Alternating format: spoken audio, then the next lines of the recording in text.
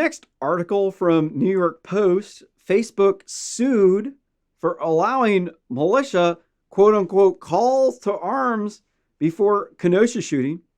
Here you can see a picture of Kyle Rittenhouse, the patriot who was out defending the community, acting as an EMT and as a law enforcement officer when he was attacked.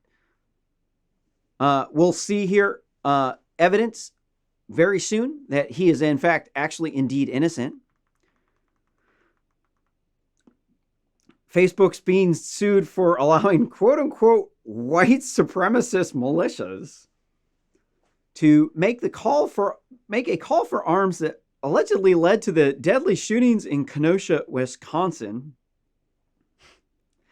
Social media giant is one of 6 defendants in a lawsuit filed in federal court Tuesday, along with accused teen killer Kyle Rittenhouse, militia groups the Kenosha Guard and the Boogaloo Boys, and 2 alleged leaders.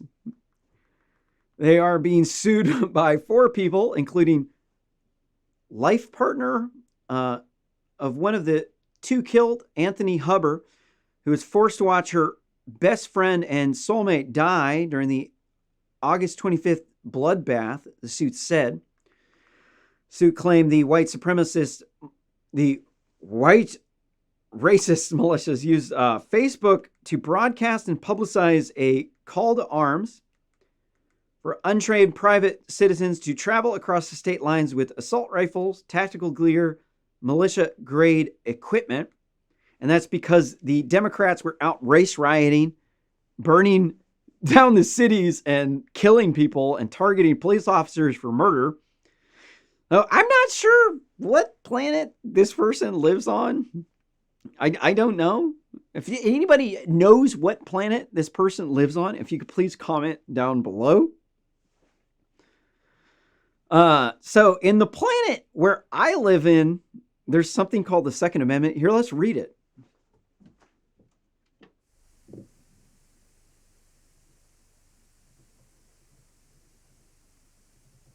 Let's read. What does the Second Amendment say?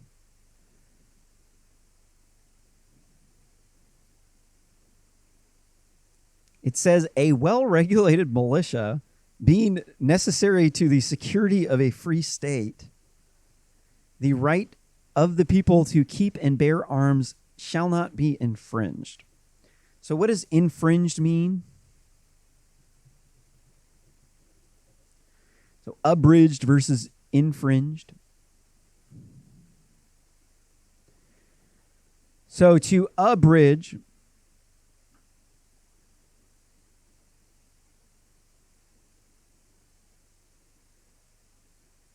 this one says, First Amendment says free speech shall not be abridged. Yet the SCOTUS says there's certain rights, things I cannot say, like yelling fire in a crowded theater due to a safety issue. Second Amendment now is interpreted by SCOTUS as saying that owning firearms as individual right shall not be infringed. Yet Scalia said the reasonable gun laws would pass constitutional muster. Law outlining automatic weapons seems to be one of those laws passed. So what is it? What are they saying? Not a good place to look.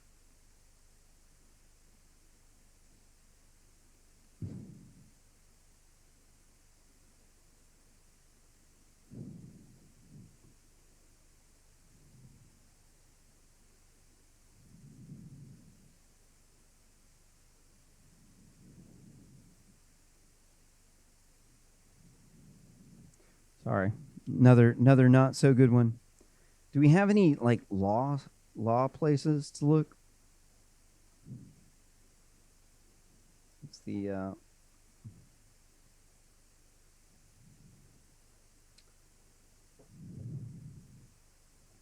well, we're gonna have to go out. I don't have infinite time.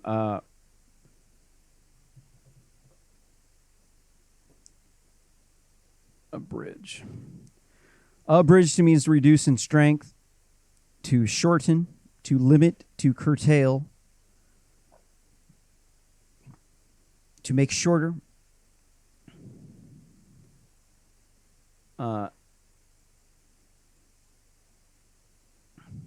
Then infringe means to transgress, exceed the limits, violate. I think it's to defeat and invalidate. So one is stronger than the other.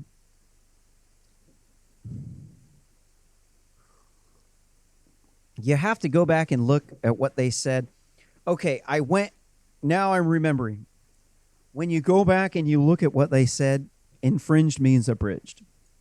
They're two interchangeable words. Why did they both use them differently in that context? I think it's actually a mystery. If anybody knows, if you could comment down below.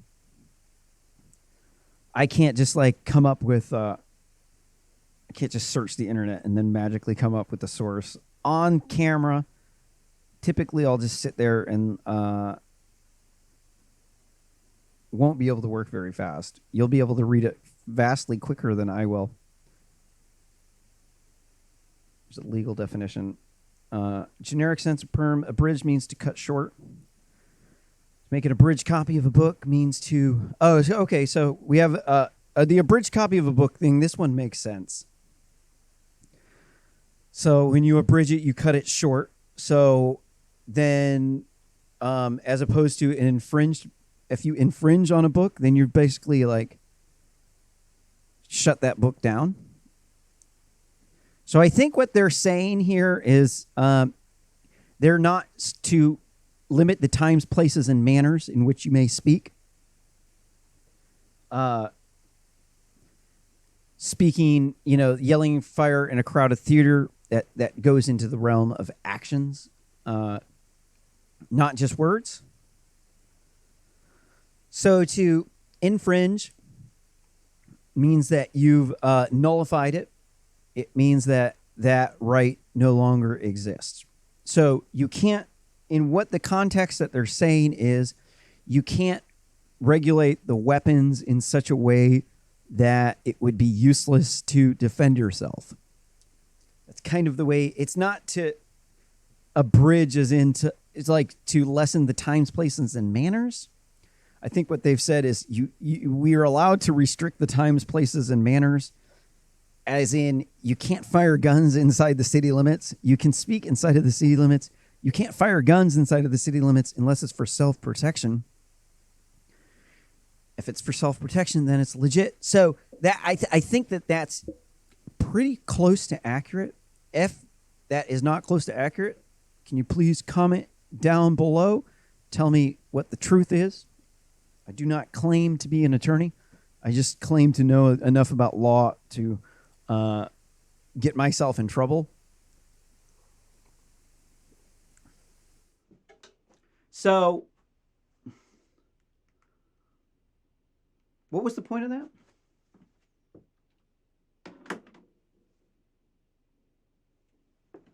So it says, a well-regulated militia, this shall not be, the right of the people to keep and bear arms shall not be infringed. So in order to sue Facebook, then the people would have to have been doing something illegal on there, and they have to be knowingly use Facebook for this criminal activity. Facebook has to be aware of it, and then they can sue you. So let's go back to the Kyle Rittenhouse story.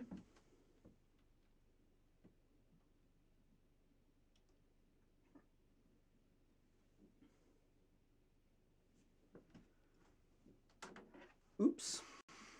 Sorry about that.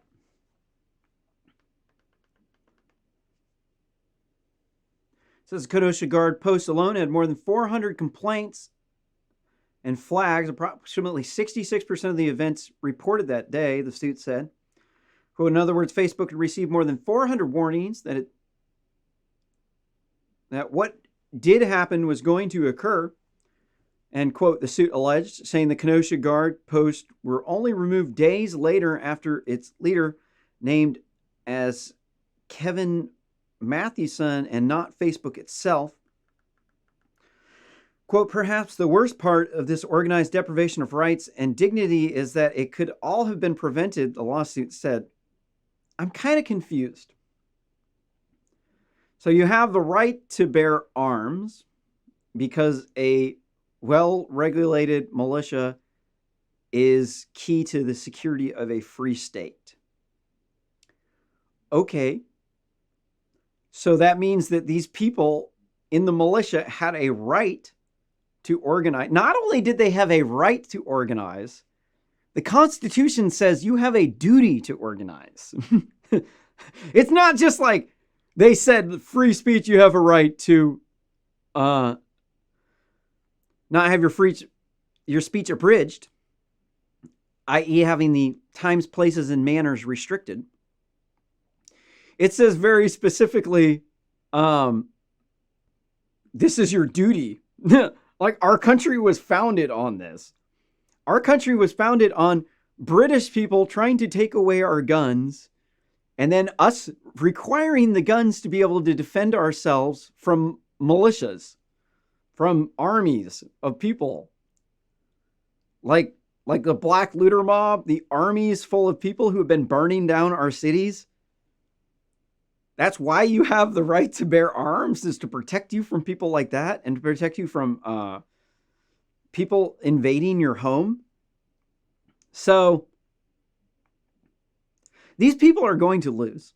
I mean, it's quite obvious. They started this article out. They started out calling them a white racist militia.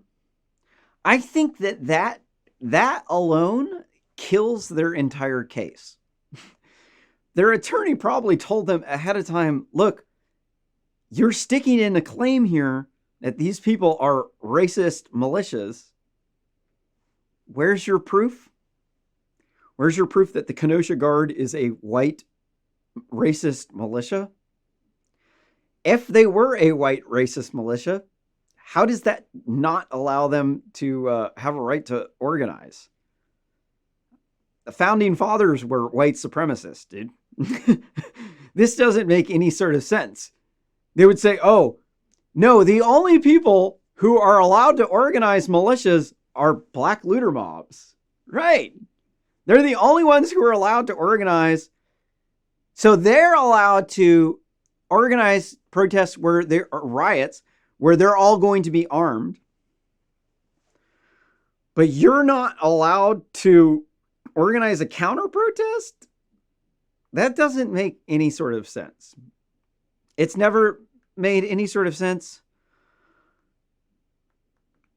Personally, I think that Facebook is responsible for the Black Looter Mob. They've been organizing on Facebook. And